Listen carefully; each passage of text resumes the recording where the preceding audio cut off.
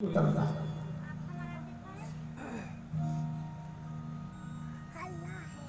इतनी व्यस्तता रहती है, धन के चक्कर में व्यक्ति पता नहीं क्या क्या नहीं करता।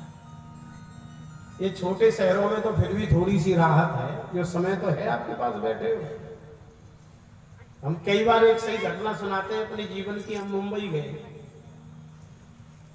लगभग 2000 की बात है, 99 या 2000 में। कुछ मनुपीठ वाले महाराज जी अपने राम दोनों ही लोग थे, एक भगत के घर रुके थे, लक्ष्मी नारायण लोहिया जी नाम था उनका। मत्तो निधनम पश्यन्नपि न पश्यति। शरीर और शरीर से संबंध रखने वाले स्त्री पुत्र आदि, इनमें इतनी प्रीति कर ली, इतनी प्रीति कर ली कि देखते हुए भी अनदेखा करने लग गया। जिन जिन वस्तुओं से प्रेम किया वो वस्तु हमारा संग नहीं दे सकी, जिन जिन व्यक्तियों से प्रेम किया वो व्यक्ति भी हमारा जीवन भर संग नहीं दे पाए, बीच में ही छोड़ के चले गए। लेकिन एक प्रेमी दूर होता है, दूसरा प्रेमी तैयार कर लेते हैं। भाई घटना, एक घटना से समझना बुद्धिमानी है। माताएं घर में चावल बनाती हैं, भगोनी में बटलोई में, तो उसमें से एक चावल निकाल के ऐसे ऐसे दबाती हो कि नहीं? एक चावल अगर दब गया जिसमें कनी नहीं रही तो समझ जाती है पूरी भगोनी के चावल सिद्ध हो गए, उतार कर रख देती है। ऐसे ही होता है कि नहीं? यहाँ तो घटना पे घटना घटती जा रही है, लेकिन हमें होश आवाज ही नहीं हो रहा है। बुद्धिमानी यही है कि यहाँ कोई संग देने वाला नहीं है। ये शरीर ही संग नहीं देगा, दूसरे को देंगे क्या? भगवान सुखदेव भी कहते हैं, परीक्षित एतावान सांख्य योगाभ्याम स्वधर्म परिनिष्ठया जन्म लाभः परः पुंसाम अन्ते नारायण स्मृति ही। इस शरीर धारण करने का एकमात्र लाभ है कि अंतिम में भगवान का नाम याद आए। आप लोग कहोगे जब अंतिम में ही नाम याद करना है तो अभी से क्यों करें, जब मरने लग जाएंगे तभी कर लेंगे, ऐसा कह सकते हो? तो जीवन भर हमने संसार को याद किया, मरते समय राम जी याद आ जाएंगे, कितना सरल थोड़ी है। उसके लिए तो जतन करा जन्म जन्म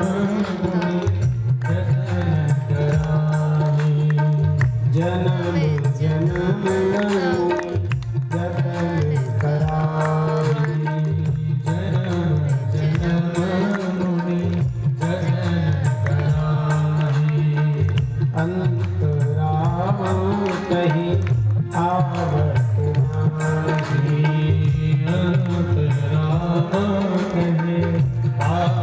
प्रयास करते हैं, श्रम करते हैं, अंतिम में भगवान नाम हमें याद आवे, लेकिन नहीं आ पाता।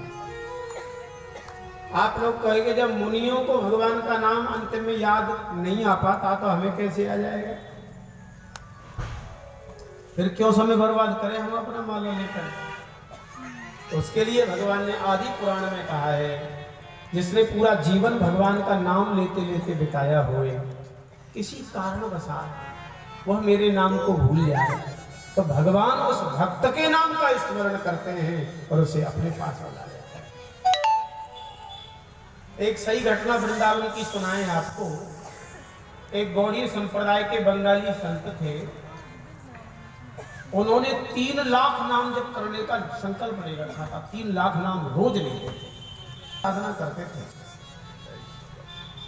24 घंटे में एक बार आहार लेते, जितना हाथ में आ जाता उतना ही, पात्र में नहीं भोजन करते थे। ब्रजवासी ब्राह्मणों के घर में भिक्षा करते थे, बाद में तो भिक्षा जाना बंद कर दिया, तो लोग ही ले आते थे। कोई भिक्षा जब देता उनको तो उसको लेके कपड़े में लेके किसी पानी में 10-20 बार ऐसे ऐसे डुबाते। नमक मीठे का सब स्वाद जब बाहर हो जाता तो हाथ में लेकर के उसको पा लेते और लग जाते भजन। महान संत भजनानंद 1 लाख नाम जपने के बाद तो वह कुछ जल लेते थे, ऐसा ऐसे अच्छे संत है। धीरे धीरे आयु बढ़ने लग गई, शरीर वृद्ध हो गया, शरीर में अनेक रोग भी हो गए। बड़ा श्रम हो जाता था। अपनी हजारा माला लेकर के एक दिन भजन कर रहे थे, भजन करते करते शरीर में पीड़ा हुई, ऐसे टिक गए, होश हवास नहीं रहा शरीर का। उनकी जो झोपड़ी थी, उस झोपड़ी के बाहर भगत लोग बैठ जाते थे। जब महाराज जी भजन से उठेंगे तो उनको लोग दर्शन करते थे, प्रणाम करते थे। झोपड़ी के भीतर महाराज थे, महाराज का स्वास्थ्य ठीक नहीं था, हजारा माला हाथ से छूट गई और ऐसे टिक गए, होश हवास नहीं रहा शरीर का। लेकिन बाहर बैठे लोगों को फिर भी नाम सुनाई दे रहा था, जैसे महाराज ही जप कर रहे हैं। जितनी देर, जितने बजे वो उठते थे उतने बजे उनकी झोपड़ी का दरवाजा खोला जाता था। जैसे ही लोगों ने झोपड़ी का दरवाजा खोला तो उस झोपड़ी के भीतर दिव्य प्रकाश प्रकट हुआ। वहां भगवान ही खड़े होकर के उन महात्मा जी की तरफ से माला फेर रहे थे। महात्मा जी होश नहीं है, लेकिन भगवान खड़े होकर के माला फेर रहे।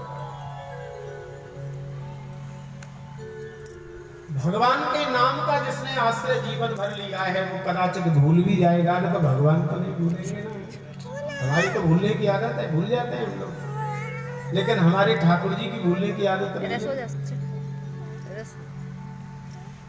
वैराग्य का वर्णन किया और सुंदर भगवान ने क्रम मुक्ति बताई सुखदेव जी महाराज ने। जितासनो जित श्वासो जित संगो जितेन्द्रियः